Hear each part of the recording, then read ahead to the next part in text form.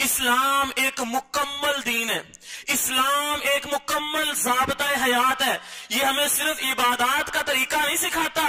یہ صرف کاروبار کا طریقہ نہیں سکھاتا، اللہ کی قسم یہ ہمیں کیسے رہنا یہ بھی سکھاتا ہے، ہمیں گھر کو کیسے سنبھالنا یہ بھی سکھاتا ہے، ہمیں خاندان کیسے مضبوط کرنا ہے یہ بھی سکھاتا ہے، ہمیں سیاست بھی سکھاتا ہے، ہمیں معیشت بھی سکھاتا ہے، ہماری زندگی کے ہر عمل میں ہماری یہ رہنمائی کرتا ہے۔ اور اسی لیے تو اللہ کے نبی صلی اللہ علیہ وسلم صحابہ کرام کو چھوٹی چھوٹی باتیں سمجھایا کرتے تھے۔ اور یہی وجہ ہے مکے کے جو مشرکین تھے نا، ایک دن صحابہ کے پاس آئے، آگے کہنے لگے تمہارا نبی کیا کرتا ہے، اس کو کیا ہو گیا ہے،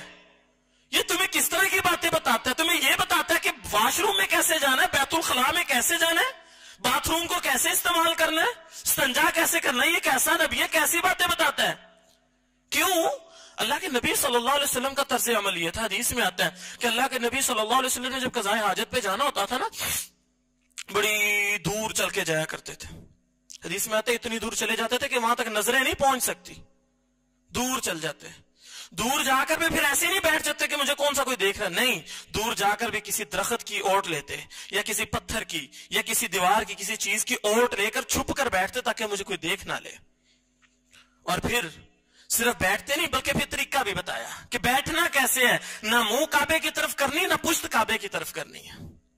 اور پھر بیٹھنے سے پہلے یہ بھی بتایا کہ جب بیٹھنا نا تو برہنہ ہونے سے پہلے، کپڑے اتارنے سے پہلے اللہ سے یہ دعا کرنی ہے، بسم اللہ اللہم انی اعوذ بک من الخبث والخبائث،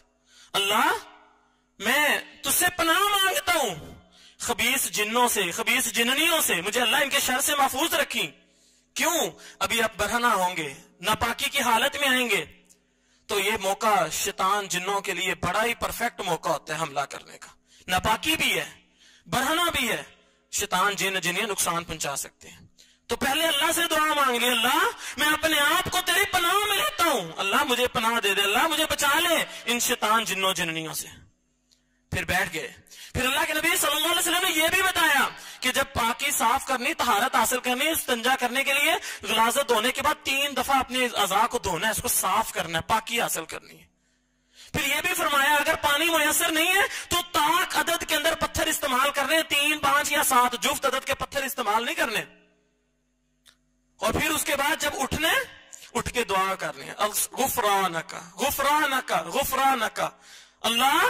میں تجھ سے معافی مانگتا ہوں، اللہ یہ کچھ لمحے میں تیری یاد سے غافل رہا، اگرچہ مجبوری تھی، برہنگی کی حالت میں تجھے نہیں پکار سکتا تھا، تیرے ادب کا تقاضا تھا، اللہ میں تجھ سے پھر بھی معافی مانگتا ہوں، اللہ میں کچھ لمحے تجھ سے غافل رہا، اللہ مجھے معاف کر دے۔ الحمدللہ الذی اذهب عني العذاب وعافانی، اللہ تو نے مجھ سے اس بیماری کو دور کر دیا، یہ قضاء حاجت نہ آئے، یقین کرو انسان بڑا بیمار ہو جاتا ہے، میدے سے بیماریاں اٹھتی ہیں، اللہ تیرا شکر ہے تو نے اس بیماری کو مجھ سے دور کیا، وعافانی، اور مجھے تو نے صحت دی۔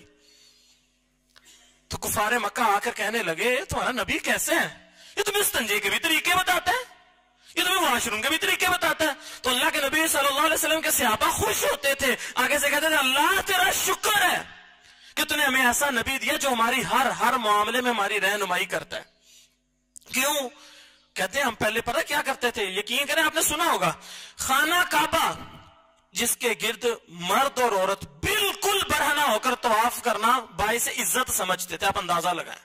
مرد عورت بالکل ننگے ہو کر خانہ کعبہ کے گرد گھومنا باعث عزت، باعث وقار اور نیکی سمجھا کرتے تھے، یہ ان کی اخلاقیات تھی، یہ ان کی غیرت تھی۔ اور جب قضاء حاجت کے لیے جانا ہوتا تھا تو کیا کرتے تھے، ابھی بھی بعض ٹھیٹ گاؤں کے اندر ہوتا ہے ایسے، کیونکہ میں نے بھی بچپن کے اندر دیکھا ہوا جب عورتیں قضاء حاجت کے لیے جاتی ٹولیوں کی شکل میں نکلتی ہیں، تو کیا کرتے تھے جب قضاء حاجت کے لیے جانا ہوتا تھا ٹولیوں کی شکل میں 5 جنے 10 جنے سب مل کے جاتے تھے، اور پھر جا کے دور دور نہیں بیٹھتے تھے، قریب قریب بیٹھ جانا، ایک دوسرے کے سامنے شروع ہو جانا، برہنہ ہو جانا اور قضاء حاجت فارغ، اور ساتھ ساتھ صرف چپ کر کے قضاء حاجت نہیں کرتے تھے، ساتھ ساتھ مذاکرات چلتے تھے، باتیں ہو رہی ہیں، سیاست بھی ہو رہی، گھر کی باتیں بھی، سارا کچھ ڈسکس کر رہے ہوتے تھے، یہ ان کی حالت تھی۔ تو میرے بھائیو اسلام ایک ایسا دین ہے جو میں بتانا چاہتا ہوں کہ چھوٹی سے چھوٹی جگہ پر بھی ہماری رہنمائی ضرور کرتے ہیں، ہم رہنمائی نہ لے تو ایک علیحدہ بات ہے، اسلام ہماری رہنمائی کر رہا ہے، یہ ایک مکمل دین ہے اور قیامت تک قائم رہنے والا دین ہے۔